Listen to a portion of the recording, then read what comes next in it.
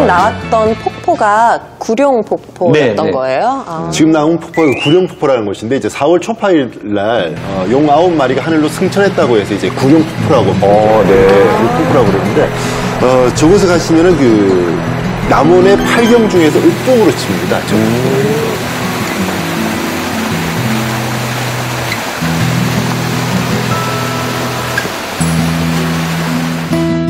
정우현 양도 아까 보니까 구룡폭포에서 네. 예, 구룡계곡?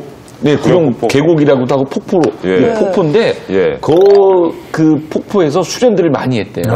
그래서 이 비가비명창이라고 하는 양반 출신임에도 불구하고 소리가 좋아서 그러면서 멍석마리를 당할 정도로 그렇죠. 양반이 광대화되면 안 되니까. 그렇죠. 그래서 죽을래 소리할래 소리하겠습니다. 당연히 그렇죠. 소리를 택한 이 권삼득 명창도 구룡폭포에서 그래서 이제 이름이 삼득. 그래서 이 천지인 세상의 모든 소리를 다 얻었다 해서 이렇게 권삼득 명창 그런 분도 그 구룡폭포에 가서 수련을 했다고 합니다.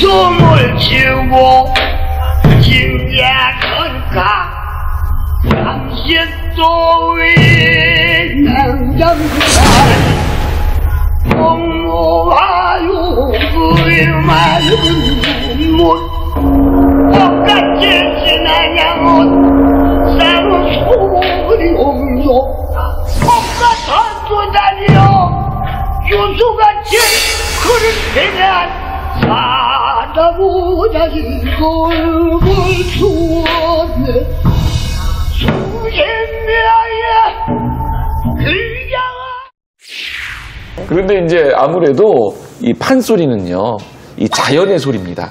네. 그리고 우리가 사람들이 이렇게 부르는 걸 노래라고 하잖아요. 네. 근데 판노래라고 하지 않잖아요. 그렇죠. 그 얘기는 뭐냐면 판소리는 우주 만물의 소리를 다 담고 있어요. 혹시 귀신 소리 들어보셨어요? 아니요. 어떤 소리예요? 이런 거. 네. 근데 판소리 안에는 귀신 소리도 들어있고요. 귀신 하는 소리. 네. 그리고 귀곡성이라고. 춘향이가 옥중에 있으면서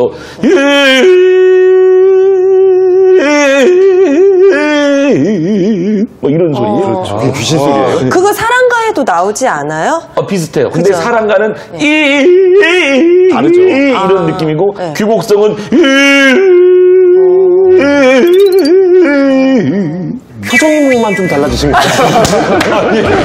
표정만 조금 달라지시면 차마 그 말은 못하겠어. 아니 근데 처음에 사랑가에 나오는 다르죠, 것은 이게. 희롱하는 어떻게 듯한 같아요. 느낌이 그렇죠. 경쾌한 느낌인데 두 번째는 그 계곡에서 늑대 그렇죠. 하울링 음산한 소리 느낌이 나잖아요. 이렇게 다를까요? 그러니까. 아니 눈만 이렇게 요거만 좀 달라지신 것 같아요.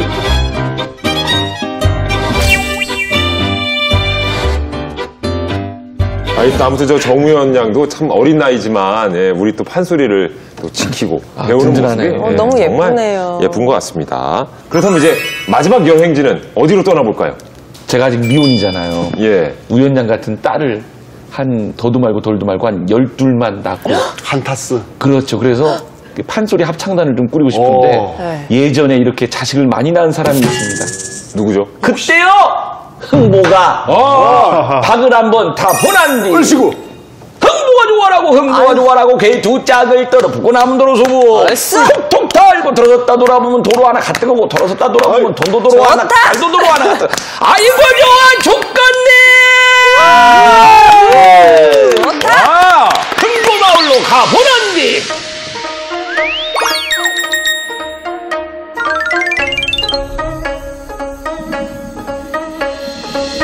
남원 성리.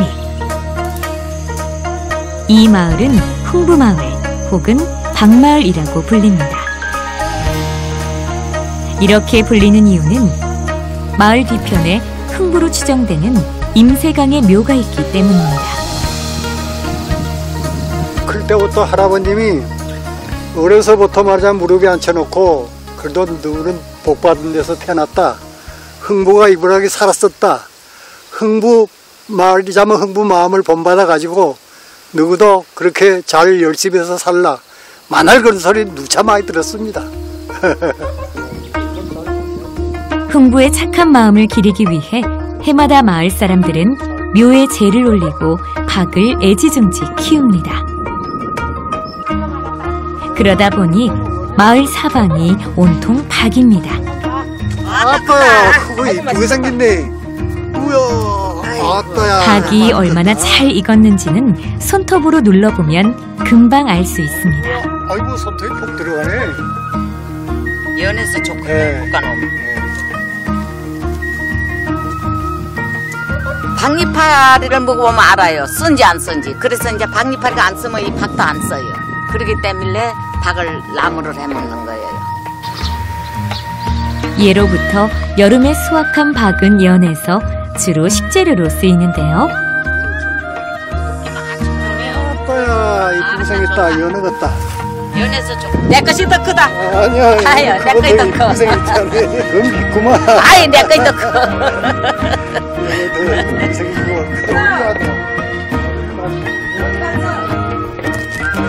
아이고야, 연어도 살이 참 높네요. 요즘이야 반찬거리 중 하나지만 박으로 허기를 달래던 때도 있었습니다. 사람 부족하고 너는 가지고 배를 채우다시피 먹을 것이 했다니까요. 없었게.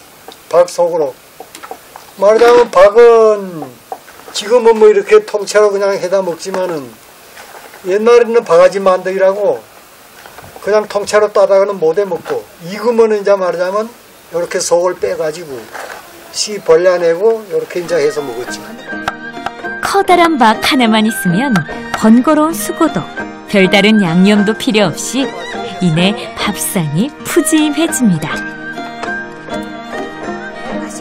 박은 영양도 풍부해 예로부터 왕족의 노화방지 식품이자 궁녀들의 미용식이었다고 알려져 있는데요. 박 음식에는 금은보화보다 귀한 마을 사람들의 흥부 사랑이 담겨져 있습니다. 네, 마지막 여행지는 이제 흥부마을이 되겠습니다. 근데 왜 흥부마을이라고 불리는 거죠?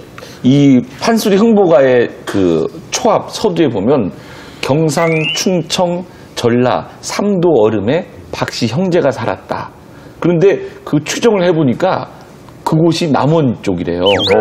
그리고 이 판수리에 나오는 이런 지명들이나 이런 것들을 추론해 볼 때 남원이다. 그리고 또 현재 이 남원의 뭐 흥부가 뭐 남원 성산리에서 태어났다고 이렇게 얘기를 하고 있고 그냥 추정을 할 뿐이죠. 그런데 이 판소리에 나오는 이런 것들을 다 보면 남원이 맞아요.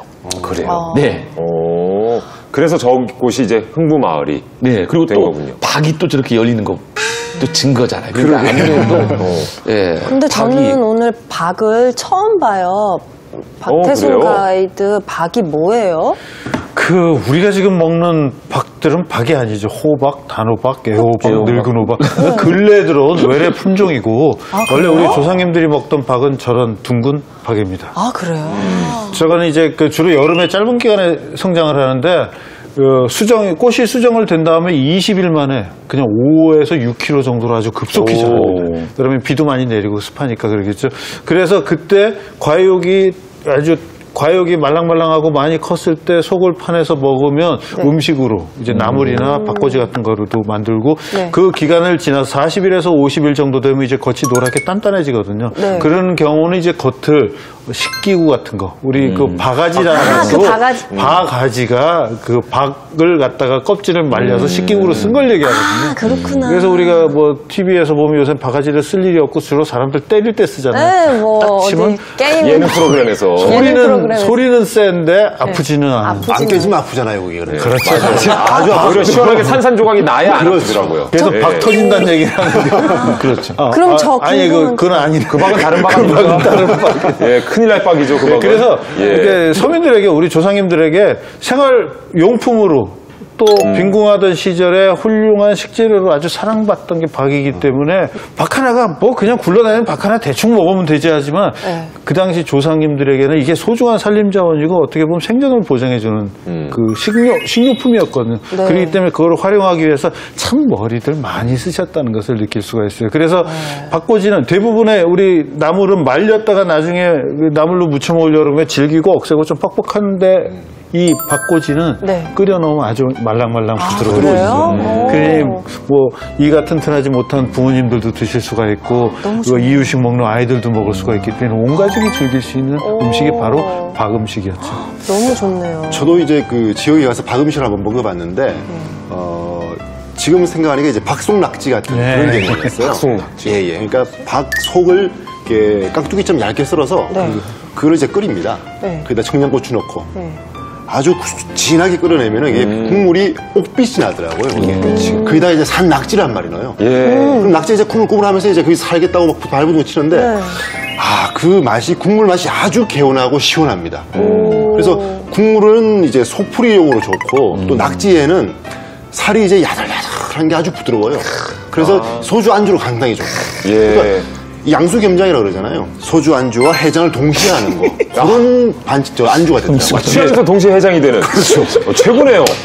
그 바가지 긁는다는 표현 있잖아요. 왜요? 나중에 그렇게 하시려고요? 아니, 근데 바가지 긁는 소리 진짜 혹시 들어보셨어요? 진짜 그렇게 듣기 싫어요? 이유가 있습니다. 네. 박을 바가지로 만들려고 그러면 이제 가을에 누렇게 인 걸 따가지고 땅속에 묻어요. 네. 그러면 속에 있는 게 썩기 시작합니다. 네. 썩은 거를 꺼내가지고 잘라서 안에 있는 거를 수저 같은 거로 이제 긁어내야 돼. 네. 완전히 바가지 상태에 있는 정도의 박속은 못 먹고 버려야 되거든요. 그때 앉아서 박속을 갖다 긁는 거죠. 그러면서 짜증나죠. 서방은 나가더니 돌아는 안 오고 애는 울고 해는 지는데 먹을 건 없고 이 인간 이 화상이 하면서 그러다가 남편이 들어와서 건하게 취해서 들어와서 여보 왔어 하면 안에서 대답은 안 하고 아이고 내 맞아. 그러니까 말로 하면 옆에 있는 시어머니한테 혼나거든요. 방에 있는. 그러니까 자신의 스트레스와 화남을 소리로 이 소리가 얼마나 크는가. 그래서 남편이 옆에 듣다가 바가지 긁는 소리가 세지면 아이고 이거 피해야 되겠네. 그래서 피하고 소리가 안 나고 얼른 내려놓고 오셨어요 하면 이제 괜찮은 거고. 그때부터 바가지 그만 긁어. 유래가 무슨 뜻인지 알아. 그게 나오고. 그런 거였구나. 나중에는 실제로 하지 마세요. 실제로 박을 긁으면 소리가 그렇게 경쾌한 소리는 아니에요. 내부가 되게 울퉁울퉁해. 아, 그래요? 대충 감이 잡히네요. 빨래판을 많이 긁는다고 들어보셨죠? 이게 바가지 긁는 소리, 실제로 긁는 소리. 실제 소리를 들으셨구나. 저기 염창동 강병에 가면은 그 소리가 매일 밤 울려 퍼진다는 아주 슬픈 전설이 있습니다. 귀곡성에 울려.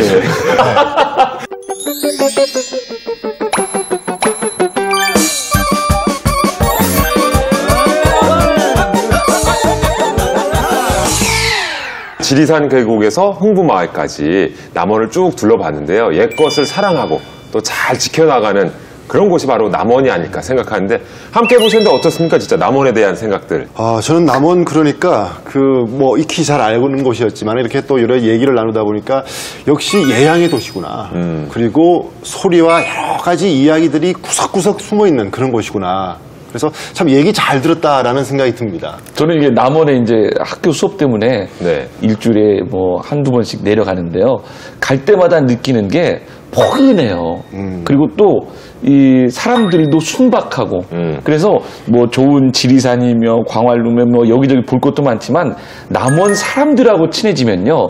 그 사람들의 얘기 그리고 그 사람들이 내주는 먹을거리들 그러면 진짜 지리산 100번 올라간 것보다도 더 의미 있지 않나. 그래서 어떻게 보면 이 남원 사람들하고도 구수한 그 사투리로 대화도 나눠보시고 꼭 이렇게 저는 추천해드리고 싶습니다. 네, 맞습니다. 정말 아는 만큼 보인다는 말을 오늘 절실히 느꼈습니다. 제가 오늘 이 숨은 한국 찾기를 미리 하고 남원을 찾아갔다면 훨씬 더 많은 즐거움을 느꼈을 텐데 하는 아쉬움이 났는데 여러분께서도요 사랑하는 연인, 가족과 함께 남원 여행 떠나시는 것도 좋을 것 같습니다. 저희는 다음 주 토요일 밤 10시 55분에 다시 찾아뵙겠습니다. 고맙습니다. 수고 많으셨습니다. 수고하셨습니다.